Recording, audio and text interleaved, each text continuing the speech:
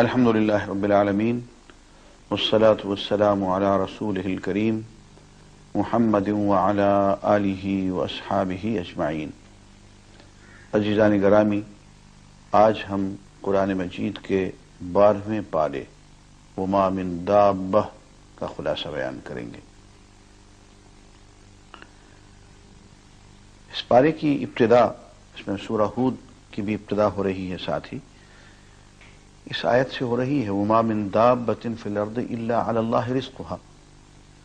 دنیا میں کوئی بھی جاندار ایسا نہیں ہے جس کا رزق اللہ کے ذمے نہ ہو۔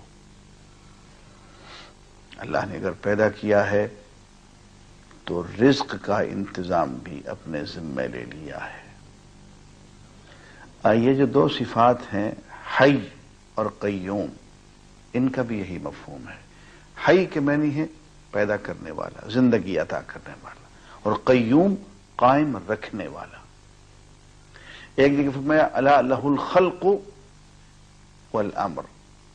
دیکھو، یاد رکھنا، پیدا بھی اسی نے کیا ہے، اور پیدا کرنے کے بعد امر اور تمہارے کام کی تدبیر کرنے والا، تمہیں باقی رکھنے والا بھی وہی ہے۔ تو ایک بڑی اہم بات یہاں بیان کر دی گئی کہ تمہارے رزق کا انتظام اللہ نے اپنے ذمے لے لیا ہے۔ اب یہاں سے معلوم ہوا کہ ہماری زندگی میں ہم جو پروگرامنگ کریں، اس میں جو ترجیح اول ہو وہ رزق کی تلاش نہ ہو، وہ اللہ کا کام، جس کام کے لیے اس نے پیدا کیا ہے۔ اور یہ رزق کی تلاش جو ہے، یہ امر ثانی ہو، یہ ثانوی چیز ہو، سیکنڈری امپورٹنس۔ ورنہ ایسا ہوگا کہ جو کام اللہ کا ہے وہ ہم اللہ سے لے لیں گے، اور جو کام ہمارا ہے وہ ہم گوا بیٹھیں گے، وہ کر نہیں پائیں گے۔ اس لیے اس ترتیب کو سیدھا رکھا جائے، کہیں ایسا نہ ہو کہ ہم اس دنیا میں صرف تلاش معاش میں بھاگے پھرتے رہیں، اور ہمارا درد سر ہی یہ ہو جائے کہ ہم صبح سے شام تک کولہو کے بیل کی طرح ہم کماتے رہیں، اور جس کام کے لیے ہمیں اس دنیا میں بھیجا گیا ہے، جس کام کے لیے پیدا کیا گیا ہے، اس طرف ہم دھیان ہی نہ دے پائیں۔ مجھے نذیر اکبر آبادی نے کہا کہ جس کام کو جہان میں آیا تھا تو نذیر، خانہ خراب تجھ سے وہی کام رہ گیا۔ اور خواجہ میر درد کہتے تھے کہ کس لیے آئے تھے اور کیا کر چلے، تہمتیں چند اپنے ذمہ کر چلے، کس لیے آئے تھے اور کیا کر چلے۔ تو زندگی کا جو مقصد ہے وہ اللہ کی عبادت ہے۔ وما خلقت الجن والانس الا لیعبدون۔ میں نے جن و انسان کو صرف اس لیے پیدا کیا ہے کہ وہ میری عبادت کریں، جس مشن کے لیے میں نے ان کو پیدا کیا ہے اس مشن کو پورا کریں، میری خلافت اور نیابت کا حق ادا کریں، اور ایسا وہ کریں گے تو ان کا رزق، ان کی ساری ضروریات میرے ذمہ ہے، میں پوری کروں گا۔ اس کے بعد فرماتے ہیں کہ وہی چیلنج جو 2 مرتبے پہلے بھی قرآن مجید میں دے دیا گیا، یہاں تیسری مرتبہ ایک اور شکل میں آ رہا ہے کہ لوگ اگر یہ کہتے ہیں کہ یہ تمہارا قرآن گھڑا ہوا ہے، کسی انسان کا بنایا ہوا ہے، اللہ کا کلام نہیں ہے، تو ان کو کہہ دیں کہ 10 ایسی ہی گھڑی ہوئی صورتیں تم بنا کے لے، اور اس کے لیے جس کی تم مدد حاصل کرنا چاہو کر لو، سارے مل کے یہ کام کر لو، اور اگر یہ چیلنج پورا نہ کر پاؤ، اس چیلنج کو نہ قبول کر سکو اور نہ یہ کام کر سکو، تو پھر یہ نتیجہ تو تسلیم کرو کہ یہ اللہ کا کلام ہے۔ عزیزان گرامی، قرآن مجید میں حضرت نوح علیہ السلام کا واقعہ ہمارے لیے بہت بڑی عبرت کا سبب ہے، بہت بڑی عبرت اس سے ہمیں حاصل ہوتی ہے۔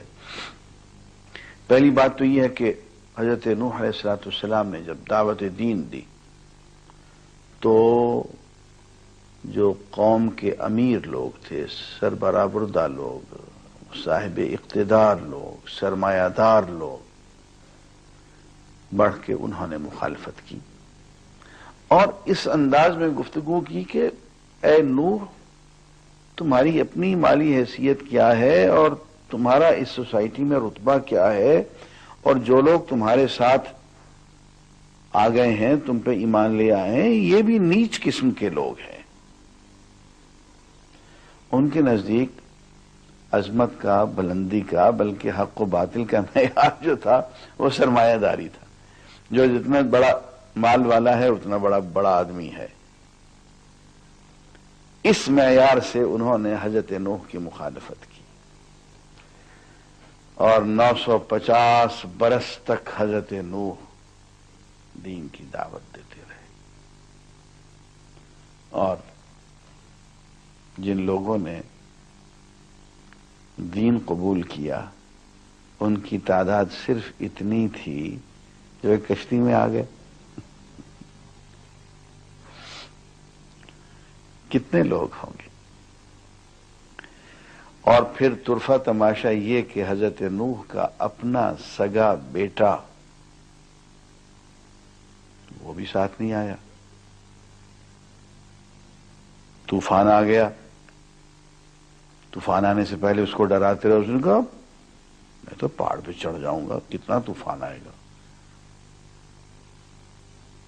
یعصمنی من الماء، یہ پہاڑ مجھے پانی سے بچا لے گا۔ بیٹے اللہ کے امر سے، اللہ کے عذاب سے تمہیں کوئی نہیں بچا سکے گا۔ یا بنی ارکب معنا، بیٹے ہمارے ساتھ آؤ، کشتی میں سوار ہو جاؤ۔ بیٹا نہیں مانا اور ڈوب گیا۔ فحال بینہم الموج وکان من المغرقین، درمیان میں ایک موج آئی، باپ بیٹے کے درمیان حائل ہو گئی اور بیٹا ڈوبنے لگا تو شفقت پدری برداشت نہ کر سکی اور اللہ کے حضور صرف اتنا کہا رب ان ابنی من اہلی،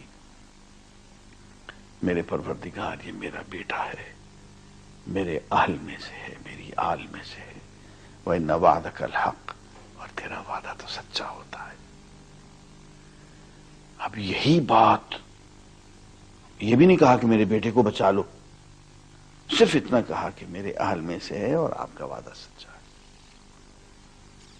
فرمایا کہ انہ لیس من اہلک، اے نوح یہ تیری اہل میں سے، تیری اعلی آل میں سے نہیں ہے، انہ عمل غیر صالح، یہ عمل غیر صالح کا سراپا ہے۔ فلا تسألنی ما لیس لک بہ علم، دیکھو مجھ سے ایسی باتیں نہ مانگو جن کا تمہیں علم نہ ہو، انی اعظک، میں تمہیں متنبہ کرتا ہوں، نصیحت کرتا ہوں، ان تکون من الجاہلین، کہ اگر تم نے ایسا کیا تو رسالت اور نبوت کے مقام سے محروم ہونے کے بعد جاہلوں میں شمار کر دیے جاؤ گے۔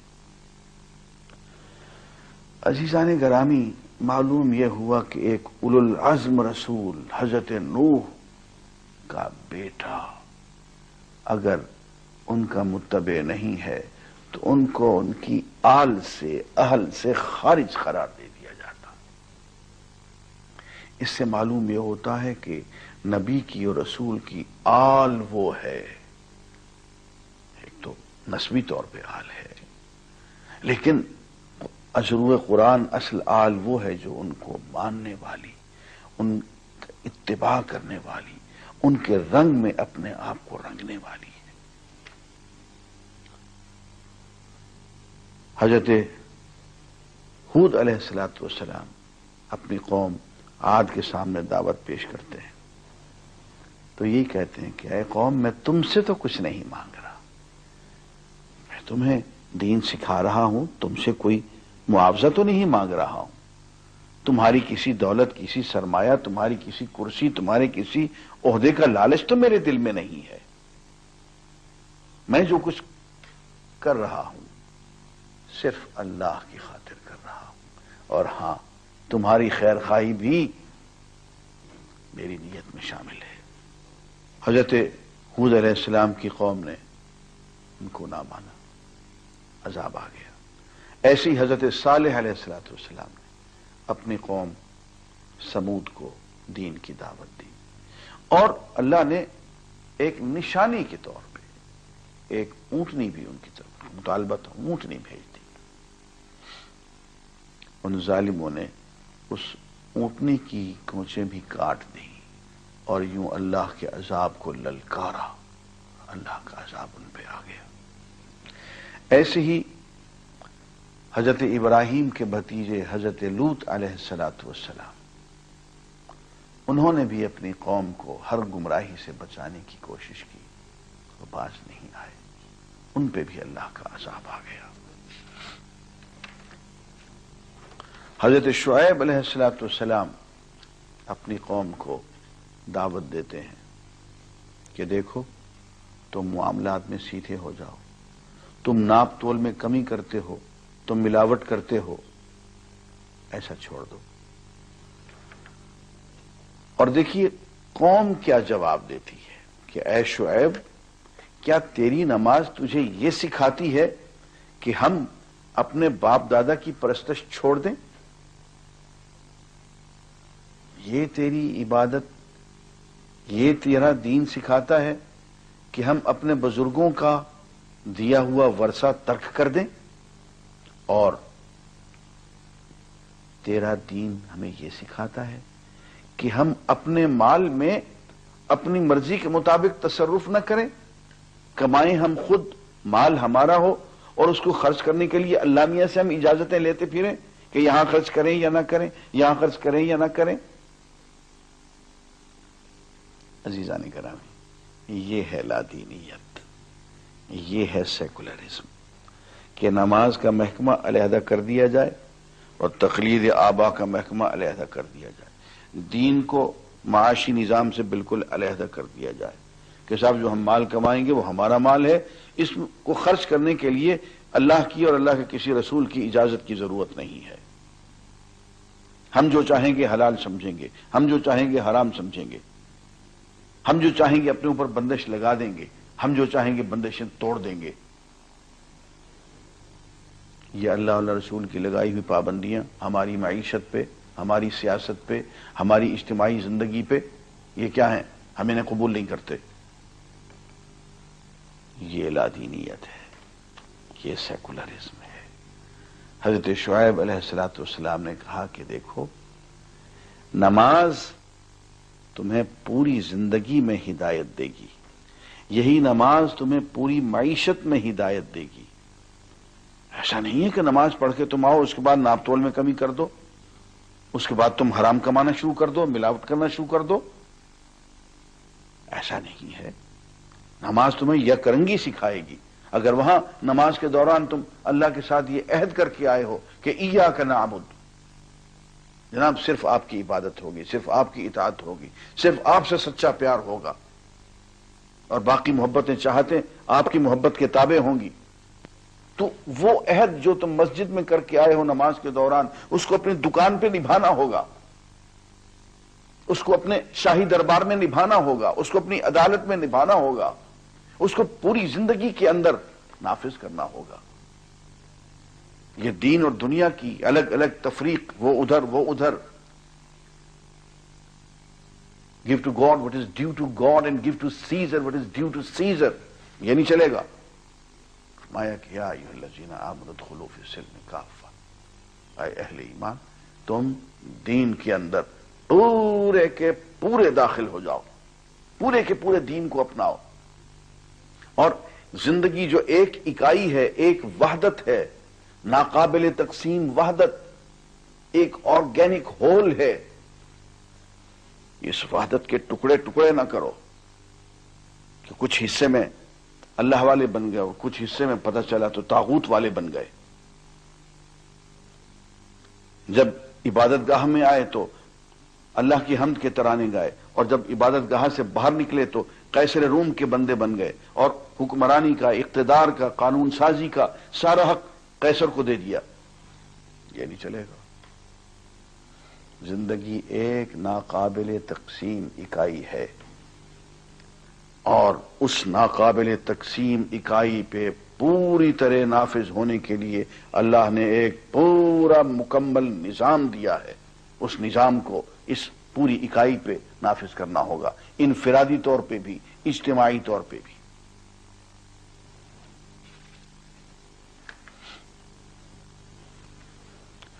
عزیزان گرامی، فرماتے ہیں کہ اللہ تعالیٰ کا یہ طریقہ نہیں ہے کہ جو لوگ اصلاح میں مصروف ہوں اللہ انہیں ہلاک کر دے. اللہ تعالیٰ ان کی حفاظت فرماتا. اور اونچ نیچ تو ہوتی رہتی ہے، آزمائشیں تو آتی رہتی ہیں، لیکن انجام کار کامیابی صرف ان لوگوں کے لیے ہوتی ہے جو اہل حق ہوتے ہیں. اور سورہ ہود کے آخر میں فرماتے ہیں کہ آسمان و زمین کا غیب اللہ کے قبضہ قدرت میں ہے. وہ اس غیب میں سے جس کو جتنا چاہتا ہے اس کا علم عطا فرما دیتا ہے. اور فرمایا کہ صرف اللہ کی عبادت کریں اور صرف اللہ پہ بھروسہ رکھیں. عزیزان گرامی، اس کے بعد سورہ یوسف کی ابتدا ہوتی ہے. سورہ یوسف حسین ترین قصہ ہے، اور اس کے ابتدا میں یوں کہتے ہیں کہ ہم نے قرآن کو عربی زبان میں اس لیے اتارا ہے تاکہ تم اس کو سمجھ کے پڑھ سکو، لعلکم تعقلون، اور اس میں عقل اور فکر اور تدبر سے کام لو. قرآن کوئی منتر جنتر نہیں ہے کہ صرف بغیر سمجھے تم اس کو پڑھتے چلے جاؤ. پہلی بات تو یہ کہ اس کے بعد قصہ یوسف شروع ہوتا ہے جو آپ میں سے حضرات جانتے ہیں، لیکن ایک بات کی طرف میں دھیان مبذول کر دوں کہ یہ ایک تمثیل ہے. قصہ تو ہے، لیکن قرآن مجید میں جتنے قصے بیان کیے گئے ہیں، واقعات، تاریخی واقعات بیان کیے گئے ہیں، وہ بلا سبب بیان نہیں کیے گئے. اللہ تعالیٰ کو قصہ گوئی کا کوئی شوق نہیں ہے. وہ اس لیے بیان کیے گئے کہ صورتحال ایسی ہوا کرتی تھی کہ وہ قصہ اس وقت بہت ریلیونٹ ہوتا تھا. یہ قصہ یوسف اس وقت بیان کیا گیا جبکہ حضور اکرم صلی اللہ علیہ وآلہ وسلم کے ساتھ قریش مکہ وہی سلوک کر رہے تھے جو برادران یوسف نے حضرت یوسف کے ساتھ کیا. ان کو یہ بتایا جا رہا ہے کہ دیکھو یوسف کے بھائیوں نے حضرت یوسف سے جو سلوک کیا، ان کو تکلیف پہنچائی، ان کو مارا پیٹا، حسد کیا، ان کو گھر سے نکلنے پہ مجبور کر دیا، وہی تم بھی کر رہے ہو. اور دیکھو ہوا کیا. حضرت یوسف علیہ السلام پہ تکالیف تو آ گئیں، وہ سہار گئے، گزر گئے، ان میں سے اللہ نے گزار دیا. اس کے بعد اللہ نے انہیں اقتدار عطا فرمایا، اور یہی یوسف کے بھائی منہ لٹکائے ہوئے حضرت یوسف کے سامنے کھڑے ہوئے یوں کہہ رہے تھے، اے بھائی معاف کر دے. اور حضرت یوسف نے ان سے کہا کہ لا تثریب علیکم اليوم اذهبوا وانتم الطلقاء. اب آپ تاریخ کو ذرا غور سے دیکھیں، بالکل وقت نے وہی پینترا بدلا، اور ایسا ہی ہوا. حضور اکرم صلی اللہ علیہ وسلم کو بھی تکلیفیں پہنچا کے مکے سے نکلنا پڑا، اور بہت اذیتوں سے گزرے. مدینہ منورہ پہنچے، 8 سال کے بعد مکہ مکرمہ فتح ہو گیا، اور یہ سارے مجرم حضور کے سامنے منہ لٹکائے ہوئے کھڑے ہوئے تھے، بالکل ویسے جیسے کہ برادران یوسف آئے تھے. اور اس دن جو الفاظ رپورٹ ہوتے ہیں، حدیث میں ذرا پڑھ کے دیکھیے. آپ فرماتے ہیں کہ الیوم اقول کما قال اخی یوسف، آج میں وہی بات کہتا ہوں جو میرے بھائی یوسف نے کہی تھی اپنے بھائیوں سے، لا تثریب علیکم اليوم، تم پہ کوئی گرفت نہیں ہے. اذهبوا وانتم الطلقاء، جاؤ میں تمہیں معاف کرتا ہوں، تم آزاد ہو۔ وہی قصہ عملاً دہرا دیا گیا، لیکن دہرانے سے 12 سال پہلے سنا دیا گیا کہ تمہارے ساتھ یہی ہوگا جو برادران یوسف کے ساتھ ہوا، اور مجھے اللہ تعالیٰ وہی بلکہ اس سے بھی زیادہ عظمت اور علو شان عطا فرمائیں گے جو میرے بھائی یوسف کو دی گئی۔ یہ قصہ یوسف ہے، اور اس کی تفصیل بیان کرنے کا موقع نہیں ہے، البتہ ہم انشاءاللہ کل اس میں چند باتیں جو بیان ہوئی ہیں وہ ہم عرض کریں گے۔ وآخر دعوانا الحمدللہ رب العالمین۔ اے اللہ پاک، پیارے نبی پاک کے صدقے میں ہمیں قرآن کریم پڑھنے، اس کو سمجھنے اور اس پر عمل کرنے کی توفیق عطا فرما۔ اے اللہ پاک، پاکستان کو اپنے حفظ و امان میں رکھ اور اس کی حفاظت فرما، اور ہمارے والدین، اہل و عیال اور تمام مسلمان مردوں اور عورتوں کو بخش دے۔ آمین ثم آمین۔